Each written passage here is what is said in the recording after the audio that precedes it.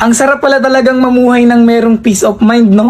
Yung tipong kahit anong marinig mo, kahit anong sabihin nila sa'yo, ay wala ka nang pakialam. Isa sa mga natutunan ko para magkaroon ng peace of mind sa sarili ko ay huwag nang patulan yung mga bagay na hindi naman na dapat pinapatulan. Huwag mo nang pansinin yung mga hindi naman dapat pansinin. Lalo na yung mga bagay na alam mong hindi naman makakatulong sa sarili mo kapag nagpaliwanag ka pa, kapag ipinaglaban mo pa, yung hindi naman na dapat pinaglalaban. Ikaw na nanonood, kung gusto mo ng peace of mind, sarili mo lang din ang makapagbibigay ng peace of mind. Sarili mo lang ang hindi na dapat papatol sa mga bagay na hindi na dapat patulan. Sarili mo lang yung makapagbibigay na hindi na dapat pansinin yung mga nagpapapansin. Deadmahin mo na lang yung nasa paligid mo. Di mo naman kailangan ng opinion ng iba at hindi mo kailangang magpa-apekto sa kanila. Dahil naniniwala pa rin ako na ikaw at ikaw lang din talaga ang makakatupad ng mga bagay na gusto mo. Maniwala ka sa sarili mo, sabayan mo ng paniniwala sa taas at huwag ka makinig sa mga negatibong komento ng ibang tao na hindi makakatulong sa'yo.